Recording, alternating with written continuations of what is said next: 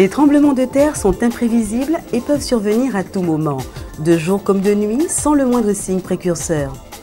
Le séisme des Saintes en novembre 2004 est venu brutalement nous rappeler que toute la Guadeloupe est située dans une région à forte sismicité. Prenons conscience du risque pour le comprendre, s'y préparer et savoir comment réagir.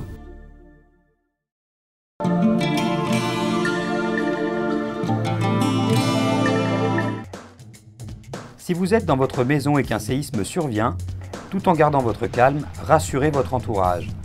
Au rez-de-chaussée, sortez et dirigez-vous vers un espace à ciel ouvert, éloigné si possible de toute construction.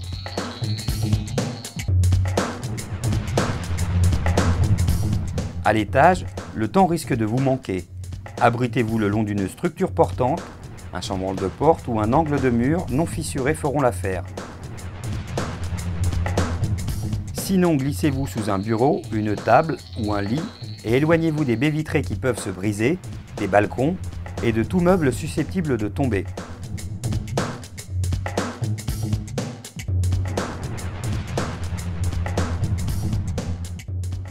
Si vous êtes en fauteuil roulant, verrouillez les roues et protégez-vous la tête et le cou.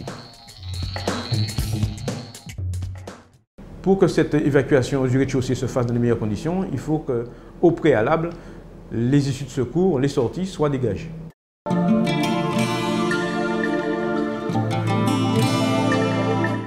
Si vous êtes à l'extérieur lors d'un tremblement de terre, restez-y. Éloignez-vous des immeubles et autres constructions, des poteaux téléphoniques et électriques, des ponts, des falaises, du bord de mer ou des arbres et essayez de regagner un endroit découvert comme une zone de stationnement ou une place publique. Si vous êtes en voiture, arrêtez-vous dans un endroit dégagé et restez à l'intérieur de votre auto en évitant de stationner sur ou sous un pont, le long d'un gros talus ou d'une falaise, ainsi qu'à proximité d'une ligne à haute tension. Enfin, si vous abandonnez votre véhicule, ne le laissez pas à un endroit qui pourrait gêner la circulation des véhicules de secours. Si vous êtes dans une rue, essayez de vous mettre au milieu de la rue de manière d'éviter que des objets vous tombent sur la tête. Et si vous êtes en voiture, il faut absolument s'arrêter et rester dans sa voiture. Pourquoi s'arrêter? C'est pour évidemment éviter de faire un accident. Et rester dans la voiture, vous allez aussi, l'habitacle de la voiture va vous permettre de vous protéger contre toute chute d'objets. Et évidemment, il faudrait éviter de s'arrêter soit sur un pont ou soit sous des lignes électriques.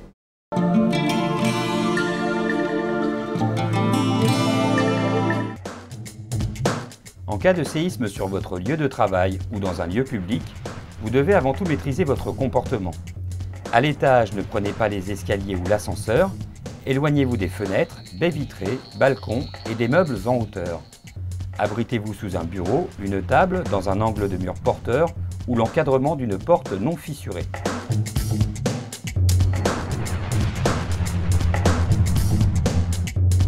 Sachez qu'un tremblement de terre ne laisse ni la place ni le temps à l'improvisation d'une quelconque parade. Il est donc vital d'y réfléchir avant, afin d'avoir les bons réflexes pendant.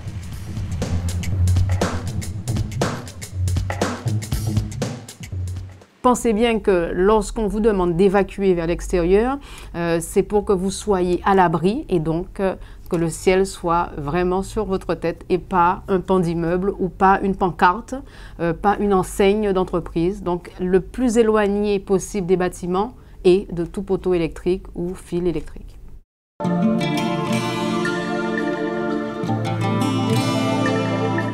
Au sein du SDIS, l'unité sauvetage des blêments intervient sur les opérations nécessitant des moyens particuliers lourds pour localiser et dégager des victimes en milieu urbain et naturel.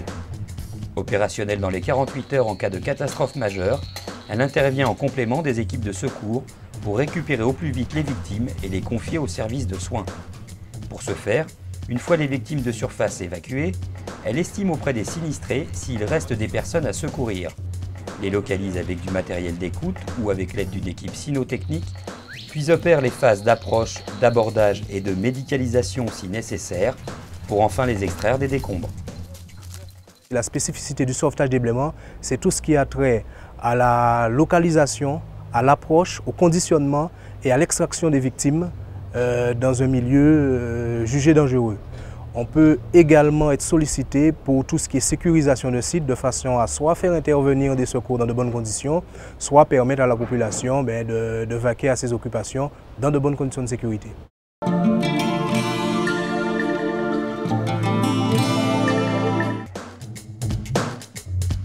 Le GRIMP, groupement de recherche et d'intervention en milieu périlleux, intervient dans toutes les missions où les moyens traditionnels des sapeurs-pompiers s'avèrent inadaptés ou dangereux en fonction de la hauteur, du cheminement ou de la profondeur.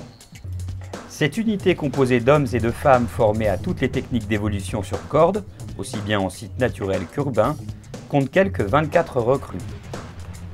Elles répondent toutes aux exigences médicales, physiques et mentales nécessaires à ce type d'intervention.